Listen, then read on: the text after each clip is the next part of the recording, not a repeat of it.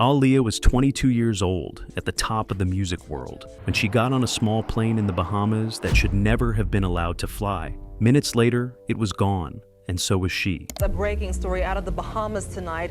Authorities have confirmed that R&B singer and actress Aaliyah is among 8 people killed in a plane crash. For years, people called it a terrible accident. Bad luck, nobody to blame. But the real story of that runway is not luck at all. It is a chain of choices made by other people that put a young woman who did not even want to be on that plane into the air anyway. And once you know what was wrong with that flight, you cannot call it an accident. A voice that did not sound like a child. Aaliyah Dana Houghton was born in Brooklyn in 1979 and raised in Detroit. She was singing before most kids could read a sentence. By the time she was 10, she was standing on the stage of a national talent show. By 11, she was performing in Las Vegas beside her aunt, the legendary Gladys Knight, holding her own next to one of the greatest voices in music. People who heard her sing as a child kept saying the same strange thing about her. She did not sound like a kid. There was something older in her voice, something heavy, something that sounded like it had already been through real pain. One older musician who watched her perform put it into words that feel haunting now. "That girl," he said, "is not a child singer. She sings like someone who has already lived through a hard life." At the time, people meant it as the highest compliment. This child had a gift far beyond her years. But looking back now, knowing everything that came after, it sounds less like a compliment and more like a warning that nobody in that room knew how to hear. And it all started with a story most people don't know. The contract a child could not read. At 12 years old, Aaliyah walked into a record label office in New York with her uncle. In about 5 minutes, the executives offered her a deal. She signed it. A 12-year-old, putting her name on a contract she could not possibly understand. Agreeing to a life she had not chosen and could not yet imagine. Her uncle ran his own record label, and right after she signed, he brought her under his wing and into a studio in Chicago to work with the biggest producer he could find. A man with fame, money, and total control over everything that happened in that room. She was 14 years old. He was in his mid-20s. The people who worked in that studio later described a girl who slowly went quiet, a girl who would finish singing a part, take off her headphones, and disappear. Found later curled up alone on a couch in the break room, hugging a pillow, staring at nothing, with a blank look on her face like she had just been through something she could not begin to say out loud. They were grown adults and they noticed, and the recording kept going anyway. The album had to get made. And then came the piece of paper that proved just how far past every line it had all gone. 15. In August of 1994, a marriage certificate was quietly signed in a hotel near Chicago. It said Aaliyah was 18. She was not. She was 15 years old. The man she was marrying, the producer she had been working with since she was 14, was 12 years older than her. There were no flowers, no rings, no family there to give a blessing. Just a back room, a witness who worked for the producer himself, and a local official who looked at a girl who was clearly far too young and chose to say nothing and sign anyway. When a magazine got hold of the certificate and published it later that year, the whole industry shook. Her family moved fast and got the marriage thrown out, erased, as if it had never happened on paper. Her mother told the press she had no idea what her daughter had been pulled into, and you believe her, because how could a parent imagine it? But when reporters asked Aaliyah herself, she would not talk about it. She did not deny it, she did not confirm it. She just said over and over that she wanted to focus on her music and not look back. And from that point on, something in her went quiet, and it never fully came back. The bright, open child was gone. In her place was a young woman who had learned far too early that the truth was dangerous. The girl who learned not to speak.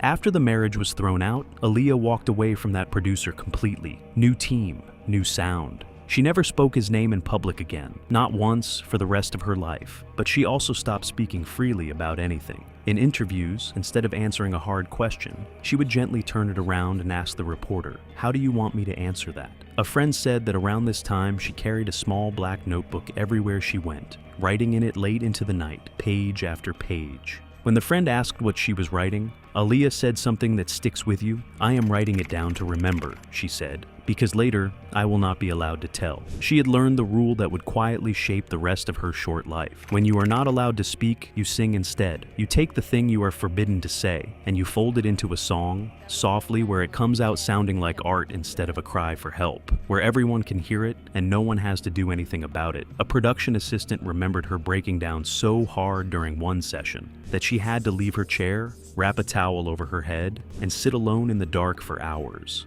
When someone checked on her, she whispered only that she needed a few minutes to not be anybody at all. She was barely 16, and she had already learned to hide in plain sight, in front of millions of people. A fear she could not name. By the year 2000, Aaliyah looked like she had won everything. Hit albums, a movie career taking off, with Romeo Must Die behind her and more films signed. A new, grown-up image that was finally all her own, that she had built herself. But the people closest to her noticed something underneath the success. She had grown more guarded, more private, more likely to go quiet in the middle of a happy moment. And during a stretch of rest at a quiet apartment by the ocean, friends say the dreams began. She would wake in the middle of the night, breathing hard, soaked in cold sweat. One friend who stayed with her for a few weeks recalled Aaliyah sitting bolt upright in the dark, eyes wide with fear, like she had just fallen from somewhere very high. When they asked her what was wrong, she could only say the same thing, again and again. I dreamed I was falling. I do not know where. There is no end to it. Just the wind rushing past, and the feeling that I do not belong here anymore. She started keeping a small recorder and talking into it alone, late at night. No one knows everything she said, but people close to her say that more than once, she spoke calmly about wanting to disappear, to rest, as if some part of her were quietly getting ready for something the rest of them could not see. At a dinner that spring, she turned to a friend and said something so calm it froze the whole table. If something happens to me, do not be sad. I have no regrets. She was 21 years old, and she said it like she already knew. The last video.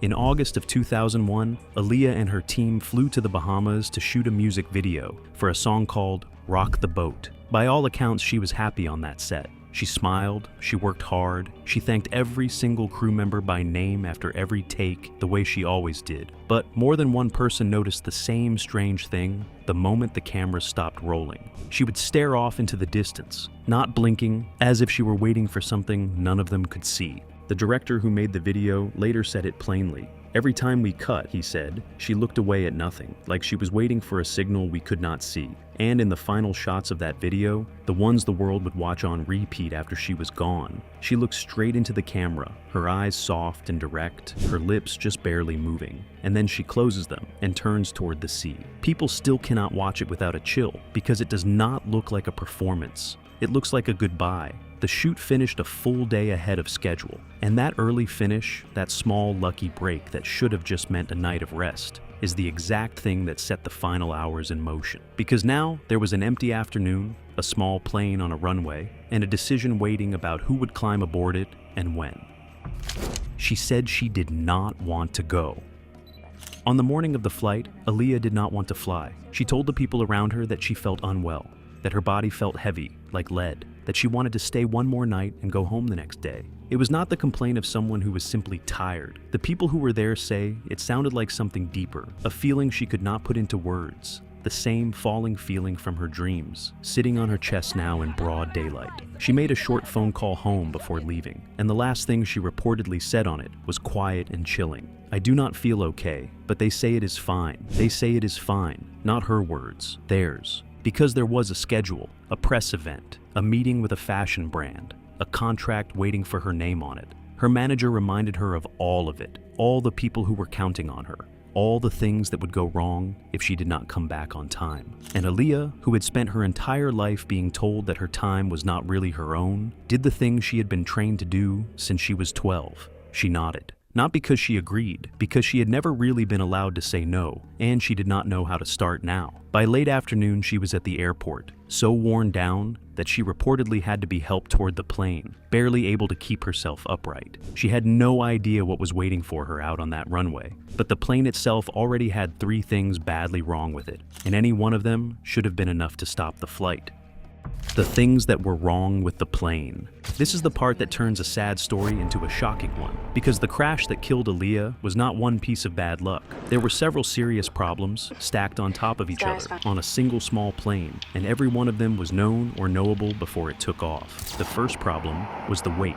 It was a small plane with strict limits on how much it could safely carry. That day it was loaded with people, luggage, and heavy filming equipment, and it was over its safe limit by hundreds of pounds. Reportedly, there was concern on the ground that some of the weight needed to come off before takeoff. It did not come off. The plane went up heavy, dragging more than it was ever built to lift. The second problem was in the cockpit, and it is the worst one. The man flying the plane was not properly cleared to be flying that aircraft at all. He did not have the right approval to be at those controls, and it would later come out that he had substances in his system, things no pilot should ever have, while he is responsible for other people's lives. The person trusted to carry Aaliyah safely into the sky was, by the rules, not supposed to be flying her at all. The third problem was the rush. Everyone wanted to get home. The schedule was pushing hard, and so a flight that several warning signs said should not happen happened anyway, because stopping it would have been inconvenient. Any one of these alone is frightening. All three together on the same short flight is not really an accident. It is a disaster that was set up step by step and then allowed to happen. 60 seconds. At 10 minutes to 7 in the evening, the overloaded plane started down the runway. It managed to get into the air, and then, about 60 seconds after takeoff, it came down, crashing into the ground a short distance past the end of the runway and bursting into flames. 1 minute, that is all the flight lasted. 60 seconds between the ground and the end. She had been in the air longer waiting on a runway than she was on the flight that killed her. When rescuers reached the wreck, they found her near one of the exits. Think about what that means. Even half asleep, even drained to nothing, even drugged with exhaustion, some part of her had been trying to get out. The girl who had spent her whole life being moved from place to place by other people had been put onto one last plane she had begged not to board, and it took her life in a single minute. And the cruelest part is how easily it could have gone another way. Take the extra weight off the plane, and maybe it lifts cleanly and lands fine. Put a properly cleared, clear-headed pilot in that seat, and maybe the flight never leaves at all. Listen to the young woman who stood there and said she did not feel right, and she simply is not on it, and she lives. 3 different doors out of this, and every single one was walked past, because each one would have cost somebody a little time. The album that sounded like goodbye. But here is the part that still gives people chills. Just 1 month before she died, Aaliyah released her 3rd album. She did not give it a clever title or a nickname. She named it simply after herself, just Aaliyah, the way a person signs their name at the bottom of the last page of something. And when people went back and listened to it after she was gone, the songs stopped sounding like love songs. They sounded like a goodbye, lyrics about being tired of pretending, tired of being strong, tired of holding it all in. The last song on the album has her repeating one line again and again, that she is tired of pretending, tired of being strong. And when you hear it now, you do not think she is acting anymore. You think she meant every word. There was one unfinished recording that never came out. It was barely a minute long, just her voice over a soft, slow beat. And on it, she repeated one quiet question over and over. Can I go home now? The engineer who was there said that after she recorded it, she sat in silence for 10 whole minutes and did not leave the room. The album came out on the 17th of July, 2001. She had a little over a month left to live. No one listening to it that summer had any idea they were hearing her final message to the world. The people who control her music have kept most of those final recordings locked away to this day. The official reason is that she never wanted unfinished work released. But people who heard the tapes say the truth is harder to hear.